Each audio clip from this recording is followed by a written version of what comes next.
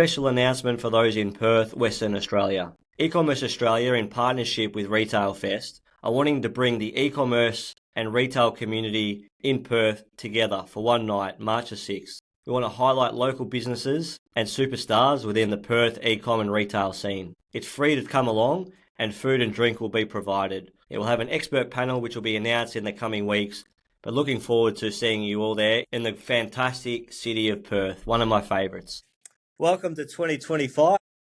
This podcast will absolutely increase your organic traffic, the free traffic. We'll provide actionable advice for you to implement and educate as to why it matters, with a few laughs along the way. So without further ado, introducing a returning guest and the SEO lead at Remarkable Digital. A big welcome back to the podcast, Patrick Dhital. Thank you, mate. It's really good to be back. It's fantastic to have you back, mate. Let's get stuck into 2025. How did you spend the off-season? How was Christmas and New Year? Christmas and New Year's is great, mate. So got the opportunity to go to South Korea. I got to visit my wife's family once again. So I've been there a few times. For people that don't know, my wife is Korean. Really enjoyed myself while I was over there. Came back, gained a few kilos, unfortunately. I've got to learn something from you, mate. Just learn to run or something. Yeah. Well, I know how to shed a few kilos. That's for sure, mate. Just get in the sauna, get a bit of baby oil, and you'll get those couple of kilos off you in a couple of hours if you need to. I'm going to do it the hard way, not through any saunas, mate. Yeah, nice. And last time you were on the podcast, mate, you got in trouble.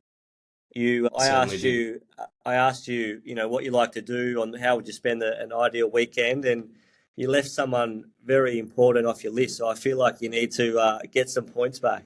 That's right, mate. That's right. So last time we talked, you asked me what I like to do during the weekend, and I said I like to hang out with my mates, but I didn't mention my wife. So my best mate is my wife, and I love hanging out with her the most. So there you go. If she's listening to this, Nice. She's chuffed. Yeah, well, that's a pretty big raft, mate. So I think you've covered the bases there, and you'll be back to 0 points. You'll be back to square the ledger. But, Beautiful. No, I've had the pleasure of meeting her a couple of times, and you're definitely, I'd say you're batting above your, what do you say, batting above your average, but you're a very good person as well, mate. So I think you guys are both suited. So I think you just called me ugly, mate. So you know what? Let's leave it at that. No, it's all about the personality, man. So let's get into it. I really want to, in this episode, as I mentioned off the top, I really want to give some people listening some actionable advice that they can improve their SEO today, as opposed to just general advice. But we're going to leave that to the end purely because a lot of people listening are probably driving in their car or they're commuting or whatever. So let's talk about the state of SEO 2025, what's changed, a few different updates. And then at the end, we'll go through we'll speak about a couple of tools, free and paid, that you can use when wanting to grow your SEO. And then we'll go through a couple of steps that anyone with an e-commerce business can implement tonight and improve their SEO, right from the get-go. So, so mate, in terms of, since we last caught up, there's obviously been a spam update and a core update. Yep. How have you seen search typically and generally over the last few months?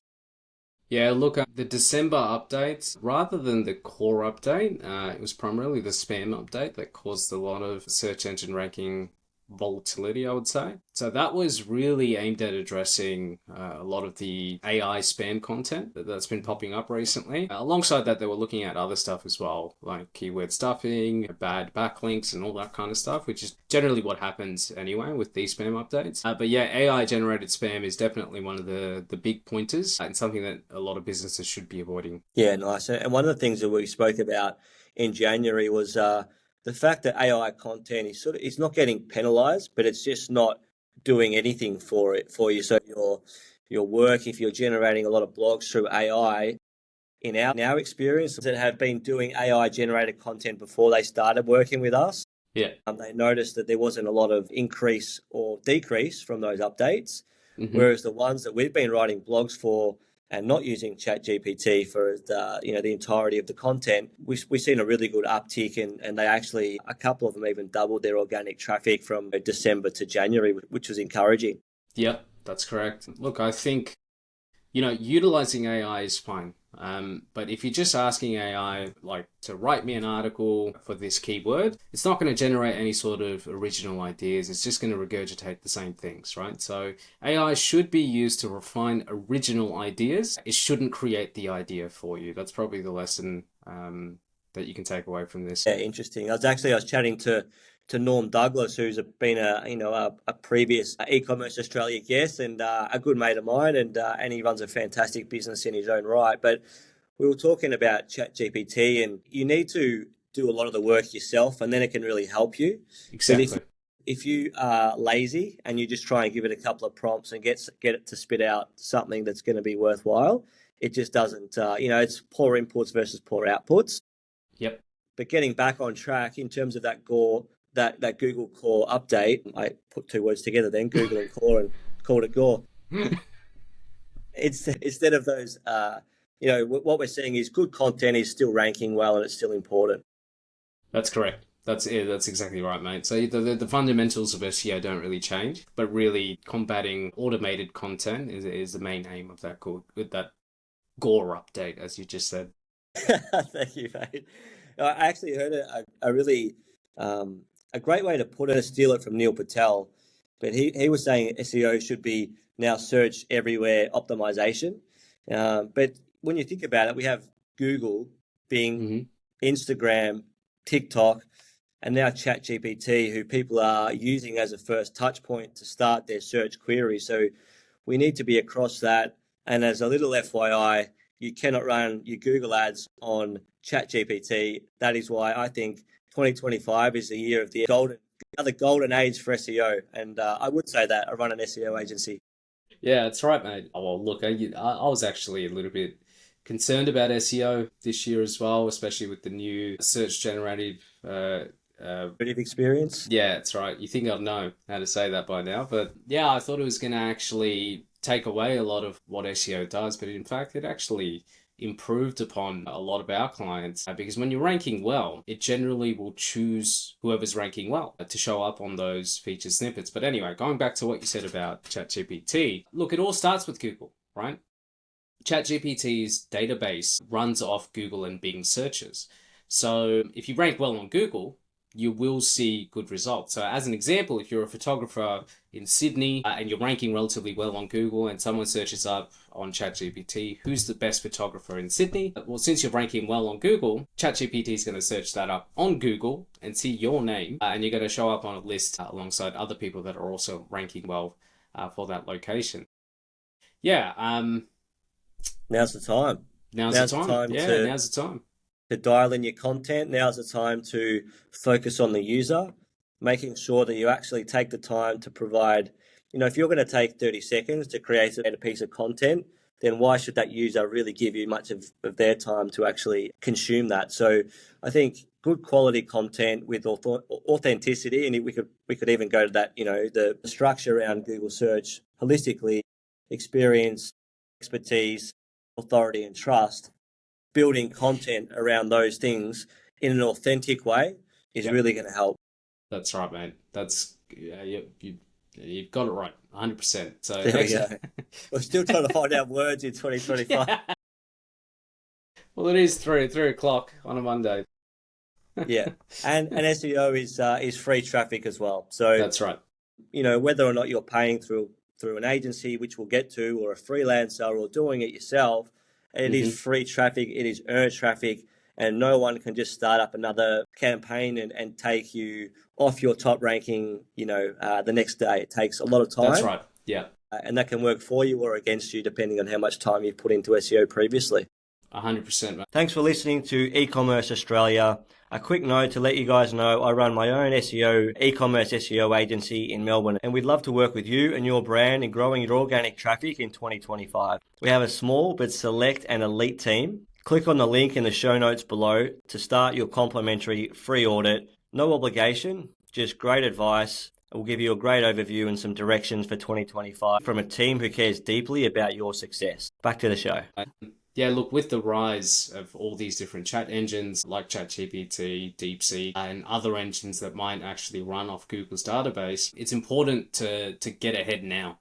right? So whether you choose to do SEO in-house, whether you choose to do SEO through an agency, whether you choose to do SEO through a freelancer, I think it's important to start as soon as you can, especially if you're a business that hasn't focused on it that much, in the last few years. Yeah, nice one. All right, so we're calling SEO is an absolute necessity to nail, and whilst we can be jovial or joke and have a bit of a laugh about it, it's absolutely essential to remain profitable this year is to get free traffic, and SEO is the best form of free traffic. It's earned traffic.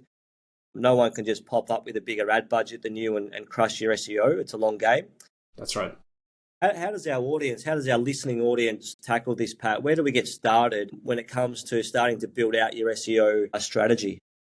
This goes back to the pillars of SEO. So SEO is always a combination of three major components, which is what you do on your website, what you're doing outside of your website, and how much content are you developing for your website, right? And if you do those three things correctly, you will always see results for your business. When I say results, I mean organic traffic or free traffic, as you just called it. When we talk about conversions and building up revenue, that's another kettle of fish that we got to think about at another time. But from an SEO perspective, yeah, absolutely. If you just focus on the technical optimizations, building very good quality partnerships with other websites, and building regular content, that's a great place to start. Yeah, nice. Is kettle of fish an actual? Did you get that phrase right? I think I got that wrong, mate. As soon as I said it, I was about to repeat myself. I was like, kettle of fish? That doesn't make sense. What's a kettle of fish? Oh, no, it is right, mate. Is it? Yeah, the expression a kettle of fish means a real mess. Yeah, well, if the fish are in the kettle, I guess things haven't gone to plan. But I would say off the back of that, just to what you were saying there too, I think it's important to start with an SEO audit. Now, whether you do that yourself or whether you ask an agency or someone that you know who specializes in SEO to do an audit to understand where you're at currently. And this is, we'll touch on in a minute, but Google Search Console is so important to set up for your organic. Set it up now. It's a free tool. It costs you, it'll take you less than 10 minutes, and it just gives you so much data that then even if you're not doing SEO at this point, at least you've got the data pulling through, and that can help form a really good part of your SEO strategy moving forward. 100%. Yeah, look, you can go through any sort of, guide to on-page or technical SEO, and use Google Search Console as the data source to make those optimizations, right? And really, it's not going to take you a long time to make the most basic optimizations. It takes you 2 to 3 hours. But for a lot of businesses, especially businesses that have newly designed their websites or have developed their website a very long time ago and not really cared about their SEO, it might be that the web developers haven't actually thought about SEO when designing the website. So making those optimizations can actually be a fairly straightforward process that could immediately bring you some results. So definitely you're correct in saying that getting Google Search Console is important, and then combining that with some theory or some knowledge about SEO to start driving results for businesses that haven't focused on it. Yeah, exactly. And when you're looking at an SEO strategy, it's important to kind of identify the quick wins and then the medium-term wins, and then the longer-term wins. So with that Google Search Console, and if we look at SEMrush or Ahrefs, which we'll get to in a moment, any of those can help you form that opinion, because you don't want to be trying to rank for keywords that are going to take you 12 months to rank for, when there's some really easy wins that you can get some conversions in the door in the first 3 months, get that confidence up, see what's working, and then build on those medium to longer term keywords. So really important to see where you're close to get some easy wins. But an SEO audit is a great way to do that. There's a link in the show notes below to get Patrick and myself to do an SEO audit for you. We'd love to help. An SEO audit is a great way to start. Yeah. In terms of a generalist agency versus a specialist agency, Pat, what do you think are the differences there? Well, look, the biggest factor in all of that is the communication. And really, this is so common in the SEO industry specifically. And this is why a lot of agencies have a bad name, is that they'll sign you up on some sort of contract, and maybe the first month is great. You have a lot of communication, you have a lot of back and forth process. But as you get into month 3, month 6, month 12, that service really starts dropping off.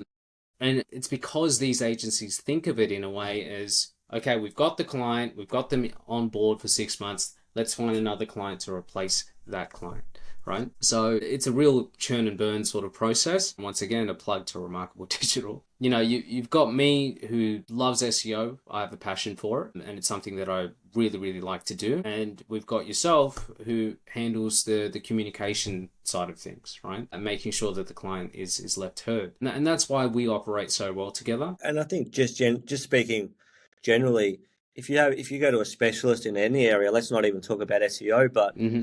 any area where you're an orthodontist or a cosmetic teeth whitening, you don't go to a sort of general dentist for any of that That's sort of stuff. correct. There's specialists in every areas for a reason. So Yeah. specialists, and again, I'm not, you use us or use any SEO specialist agency. That's the freedom of choice, but go to a specialist agency that have systems that are designated for you to win in that one channel. And as things start to expand out, we mentioned ChatGPT, TikTok, social media, email, conversion rate optimization. There's so much shift and there's so much change in the e-commerce landscape when it comes to marketing.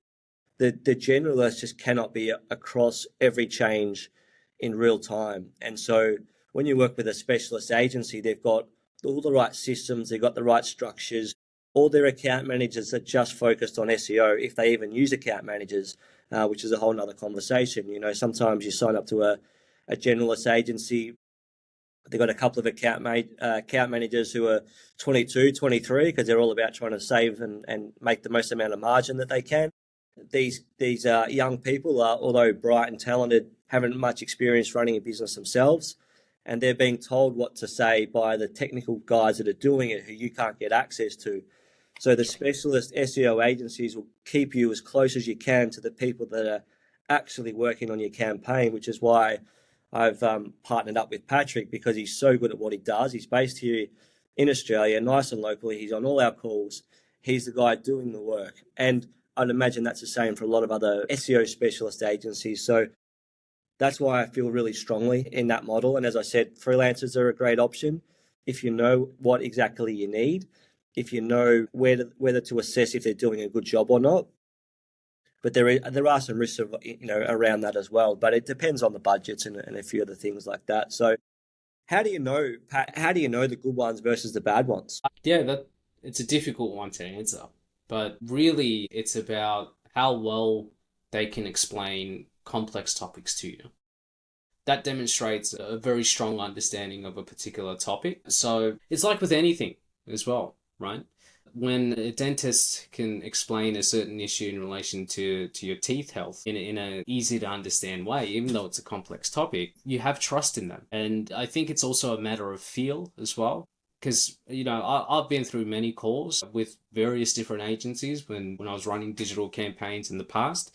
And certain people just don't feel trustworthy, right? So people that are overly selling to you are things that I would avoid. People that try to use sales tactics is also something that I would avoid.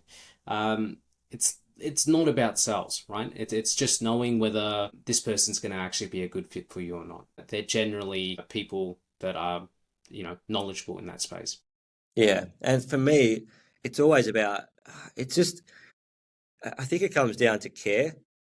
And Yeah. that's a hard one to know when you're on call one or call two.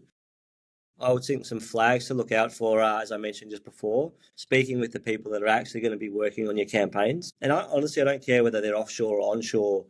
That shouldn't be the deciding factor. It should be a factor if that's important to you. But at least speak to the people who are going to be working on your campaigns, because sometimes, and I've seen this, in sales people, BDMs come in, they sell you the dream, and then the technical guys go, "Shit, we can't like, we We can't, can't handle we that. can't, we can't do that." And so I think it's important, if you're on the fence, just have one more meeting. Just don't be in a rush. I think there's a courting process as well. So have that extra meeting, call into their offices or grab a coffee and just kind of get to know them a little bit. You're getting into a relationship. I think it's worth spending the time to get to know the people that you're getting into bed with in a business sense. Agree. Is really important. It's just hard to know. Everyone's really nice when it comes to trying to sell you the world. I think another thing too, sometimes the deal seems too good to be true. If you get an agency that's going to pitch you $750 a month for all of this stuff, and then you speak to another couple of agencies that are $2,500, I'd be a bit worried about the 750 because, I just wonder how many hours I'd spend on your campaign per month. Because who are they assigning that work to, you know? So yeah, even if yeah, it's the same number of hours, well, what is the quality that you're getting out of that? So and they might be very, very lovely people and very generous, but they're in business to make money as well. So they've got to have a margin on top of that 750. I think be wary of people that are trying to sell you projections too. Like, we can get this amount of traffic and all of this. Like sometimes it's not quite an exact science. So I think the more realistic your projections are, the more I would trust that agency. All right, let's get into some SEO, some more technical SEO. We want people to be able to listen to this podcast and improve their SEO tonight. So the first thing that we wanted to touch on was a couple of tools which we mentioned off the top to really help people to look at those tools. So Google Search Console is the first one. There'll be a link in this in the show notes here to walk you through step by step how you actually set up Google Search Console. It should take you no more than 10 minutes. So that's a great one. Is that probably the best source of the closest source of truth for organic search, Pat? 100%, mate. So, look, a lot of people use other tools like Uber Suggest. That's Neil Patel's tool. That's also a good one if you don't really have the money to invest in SEO. But yeah, Google Search Console is by far the best tool that you can use that's completely free, right? In conjunction with what you do with Google Analytics. Obviously, that gives you a broader picture of how your business is actually doing. But if you're targeting specifically SEO, then yeah, GSC all the way. Yeah, and then that starts to pull through data. And the things that we like to track there, obviously clicks, which is the main thing. Mm-hmm. We want more clicks to your website. It only tracks organic search, so it doesn't get confused with your paid ads like perhaps analytics can do somewhat, but it's purely organic search, and you can start to see what queries people are typing in to find your website. That's first thing that you'll probably see when you start doing SEO is impressions start to really ramp up. Now, impressions, not a bit soft and fuzzy in terms of they're great to see them going up, but it doesn't mean that you're going to get any more website traffic. It just means that Google's starting to notice and people are starting to see your listing. But clicks are really important to track, and the click-through rate's something to track as well. So that's Google Search Console. Pat, what about in terms of there's a lot of paid platforms out there? We could go through them. I don't know, SEMrush, Ahrefs are probably the biggest ones. Is there what other ones? Oh, there's why don't we Screaming do a Frog? competition? Jeez. Yes, Screaming Frog, Moz, Surfer SEO, quite a few different tools, but primarily Ahrefs and SEMrush are the main ones that I would use if I wanted to get a picture of how my business is doing and how my competitors' businesses are doing. Yep. So yeah, nice. I did want to talk briefly about, how to use these tools to improve your results. And I was going to go specifically with Ahrefs, but it really doesn't matter which tool you use. But I think it's very, very important for businesses to at least have one overarching SEO tool that they use. Business owners I'm talking about. The picture an agency is trying to tell you, you can confirm that. And more importantly, you can look at what your competitors are doing, right? I've seen a lot of business owners go into rabbit holes where they can understand exactly what their competitors are actually up to and try and replicate those strategies or come up with new strategies based on what they have learned. So it does give business owners something to be creative about, because although you're just looking at technical data, it does give you an idea of what you want to do for your business. Yeah, nice, mate. Do you want to get the Ahrefs up on the screen? Have you got that ready? We've got to get that ready, but I'll get it up now. Whilst Pat's getting the Ahrefs data up too, the difference between Google Search Console and Ahrefs or SEMrush is Google Search Console tells you exactly what's happening on your website. So you can see the keywords that you're being found for, the pages that are ranking the best, what pages are in fact indexed by Google and which ones still need to be indexed. That's quite an internal view of your SEO.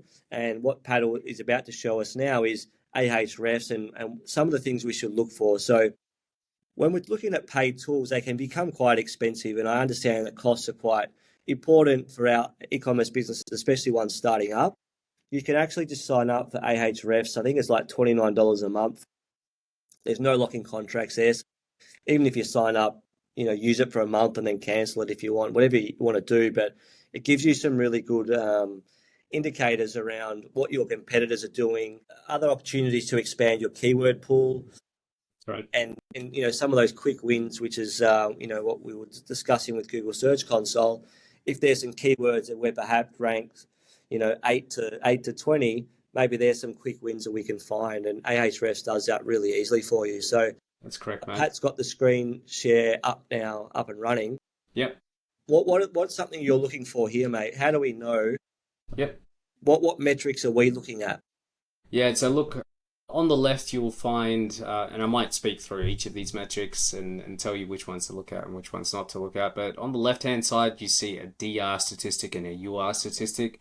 I generally always ignore these. These are not that important. These are calculated figures that Ahrefs has come up with. It has nothing to do with what happens on Google search, right?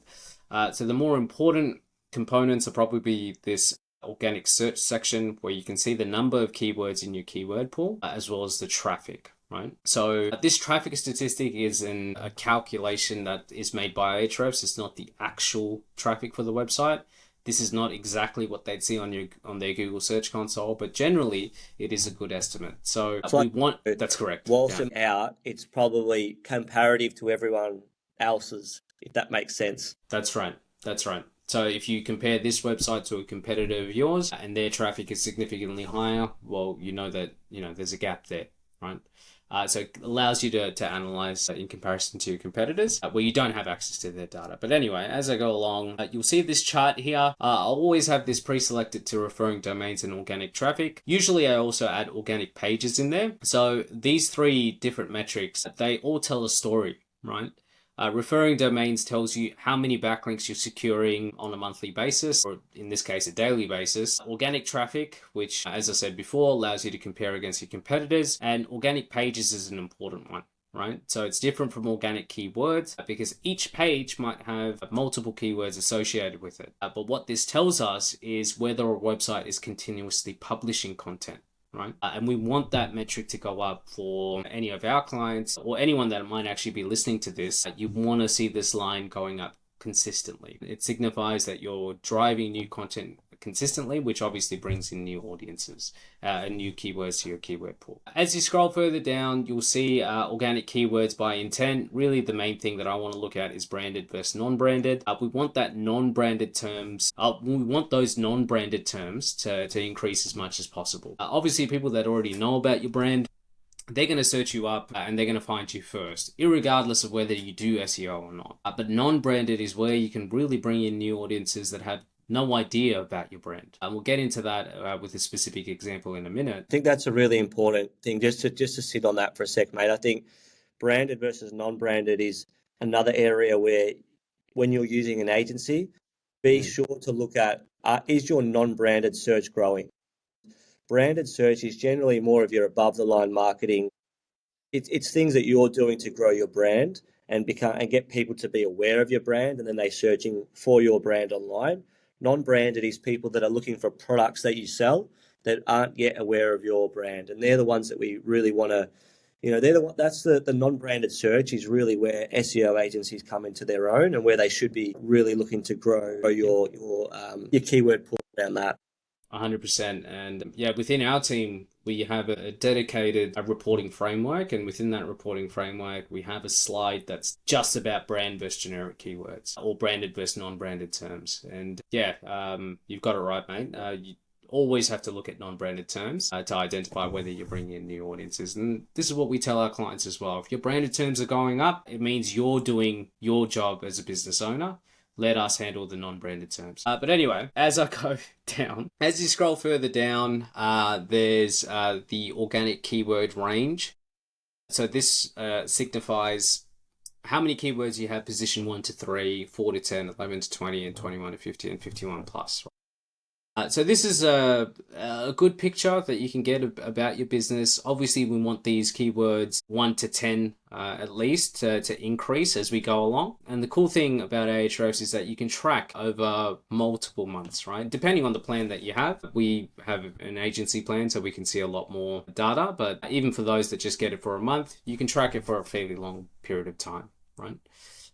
As you scroll further down, you'll see branded versus non-branded, as we just discussed before, just with in a time series chart, so you'll be able to analyze over time. And then some organic keywords by intent. So how many keywords do you have that are informational, navigational, commercial, transactional, and any sort of local terms, which are more important for service-based businesses, but definitely important insights that you can get. As you scroll a bit further down, you can actually see your organic competitors, and yeah, this one I don't really focus on too much. As I said before, sometimes we can go down a rabbit hole of trying to compete against a single competitor or a group of competitors, and we say, why aren't we outranking them? As long as your organic traffic is going up and your organic conversions are going up, that's what we really care about. So yeah, look, to be honest, as someone that uses Ahrefs quite a lot, it's mainly just this first chart that I look at, right? Let's I've got a couple of questions for you, mate. Yeah. So DR, right? When we're looking at, and this might get a bit technical, but when we're looking at backlinks as an example, the old way of building backlinks was to get a heap of well, the how I say this politically correct, the rubbish SEO agencies or the generalist agencies that aren't very good at SEO, they'll go and acquire a heap of backlinks. And the two things that I've looked at traditionally is the DR rating and then the traffic rating when it comes to those backlinks to assess whether they're good quality or whether they're bad quality. You said before that DR rating doesn't matter. Can you explain to the viewers the nuance around that? DR is a calculated metric by Ahrefs, right? So what that means is Ahrefs have come up with their own system for coming up with that number. It has nothing to do with what's happening on Google search. So how you can actually track whether your backlinks are actually working and improving upon your traffic is by analyzing the keywords, right? Are your keywords improving in terms of ranking position? That's a clear indication from Google that the different strategies that you're using, whether that's backlinking or on-page optimizations or whatever it might be, is something that they actually appreciate. What about traffic? Because I thought you were going to answer that with traffic, with website traffic. So if you're analyzing a backlink that has a DR of 30 and it's got 6,000 people from that website traffic, then are you saying that's good authority, right? That's a good metric? Right. So you're talking about if you're securing a backlink from another domain, why shouldn't we be looking at DR? If I'm saying that we shouldn't be focusing it on it for a client. I get that. So although DR is not a reliable metric, it is the most reliable out of any other tool. So if I was to get a backlink from another domain, the main, I guess, component that I'd be looking at is traffic. DR is supplementary information. So if I know that a website has a decent DR, then and it's got decent traffic, that makes sense to me, right? Where there is an issue, and the reason that I say I don't look at DR too much, is you can go on Fiverr or Upwork or any of these freelancing platforms and search up raise my Ahrefs DR, and you can pay someone offshore $50 to raise your DR to 75, 80, 90, whatever. Wow. So how reliable can that metric actually be? All you're really doing is taking advantage of the algorithm, right? And trying to get around it and showcase your website as being very authoritative. But is your traffic actually going alongside that DR, right? That's the most important part. If a website has a DR of 90, but it's bringing in 10 visitors per month, well, is it as really authoritative as they say it is? Probably not. Yeah, that's a great point. The other question I had for you, mate, was we talk about expanding the keyword pool, and I think that's really important because, I think it's over 60% now of Google search is 4 words or more. So instead of a keyword, it's a key phrase, and those longer tail keywords actually convert better than the head search term or the seed keyword. It's just there's not as much volume on that, so that's where you need to get that blend right. but how do we expand our keyword pool? What kind of strategies do we implement to be able to expand that keyword pool so we're getting the long tail while still making gains in the the head keywords? Yeah, look, it's a good question. Really, the traditional strategy would be to just write blog articles, right? When you write blog articles, you expand out on your keyword pool and you're able to target some of these keywords that are longer in nature. But usually blog articles are going to be highly informational, right? So the chances of converting through an article are going to be significantly lower than for a commercial keyword or a transactional keyword, I should say. So how do you actually expand out your keyword pool specifically for e-commerce businesses? Well, let's just say you sell a range of products. It's coming up with a new range of collection pages that are relevant to your products, right? A common way to actually do this is, for example, running a Valentine's Day special, right? Coming up with a collection page or a category page that's dedicated towards Valentine's Day, right? And then now you can rank for Valentine's Day related keywords as well. And these keywords are going to be much more transactional than a blog article, as an example. Yeah, hopefully that made sense, back. But that's how I would approach a strategy. Obviously, I'm not delving into what I'd actually do and what keywords we'd be targeting, as obviously that changes between different industries and different companies. Yeah. If anyone that's listening in on this, that's something that you can do as well. Yeah. What about how important is internal linking, mate? So we're doing a lot of content, we're doing a lot of blogs. There's two things that I typically see when it comes to e-commerce SEO. It's the heading tag structures and it's internal linking, which is missing from the e-commerce, from the blogs to the collections pages to FAQs pages. Let's tackle those two as a last touch points. Let's touch on the H1 tags. As I said, one of the things that we see a lot is e-commerce brands come to us. They're doing really well with branded search. They're doing really well with paid. Their SEO is not firing.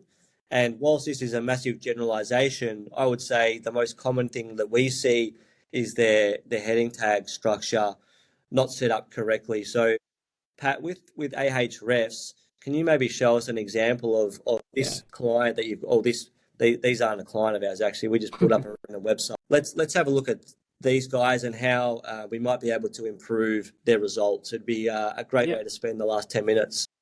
Yeah, so where I am at the moment, I'm on the organic keywords section for this particular website. And what I can actually do is go to this drop-down section that says intents and click on that one.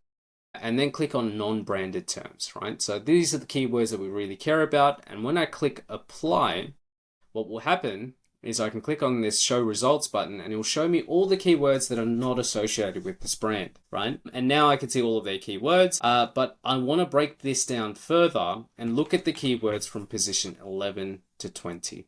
As we touched on, positions 11 to 20, when we're doing your SEO or any elite SEO agency will do the same, 11 to 20 means it's some really early wins because getting an ROI on your SEO retainer is really important. So some really quick wins that we can improve that you're almost ranking for are going to make some really, bring in some revenue in the short term. That's right. Yeah, and just to clarify on that, position 11 to 20, the reason I've chosen that range is 1 to 10 is the first page on Google. Right? So 11 to 20 means that Google trusts this business, but maybe making some basic optimizations to make it as easy as possible for Google to know that you're targeting that keyword could raise you to that first page. So when I click on this show results button, now I can see all of these non-branded terms that I can potentially optimize, right? And using this as an example, women's compression shirt, right? If I go on that page, you'll see that the main headline is women's compression tops. So what I would do is probably change this meta title to women's compression shirts because that was the keyword that we actually saw. And then I'll go to... If they're wanting to target that. That's correct.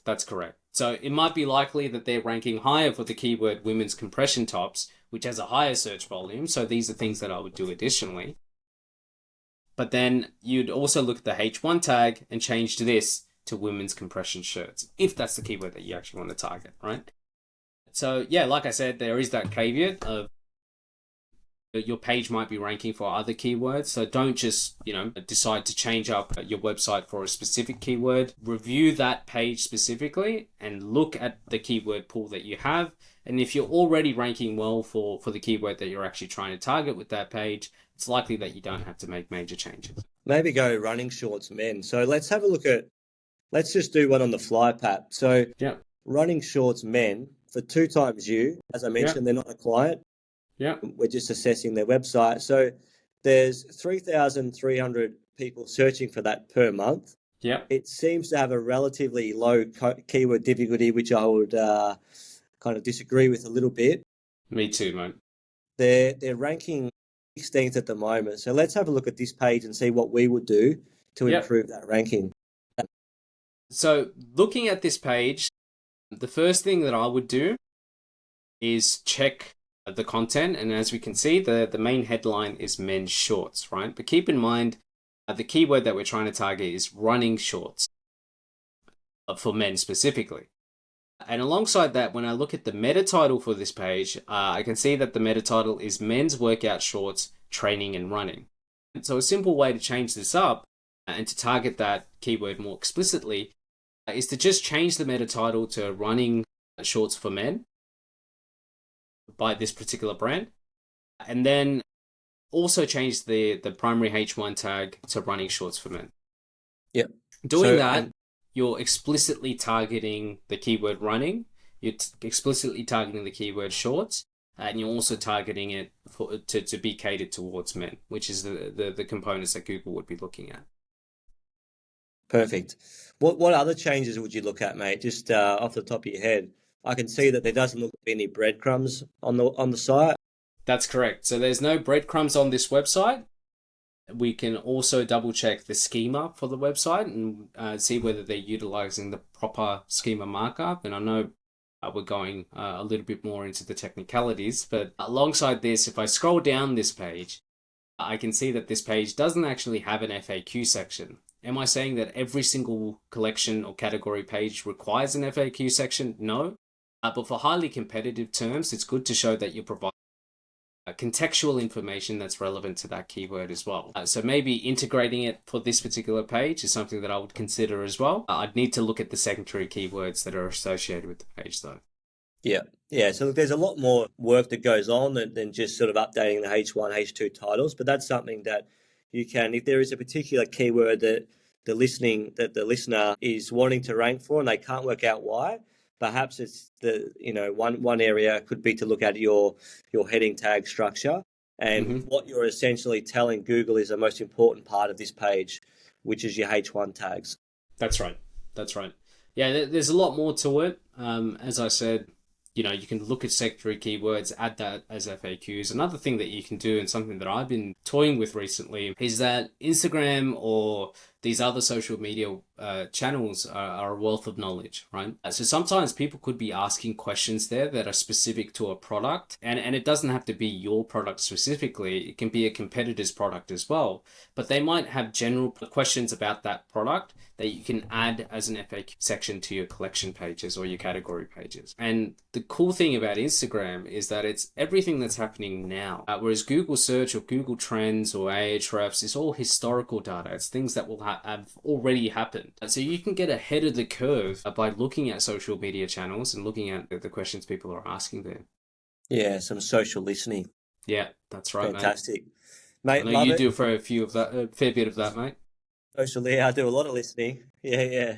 Hopefully, especially when it comes to working with you, I just listen a lot and try not to ask too many stupid questions. But mate, appreciate you sharing your insights and your time with us.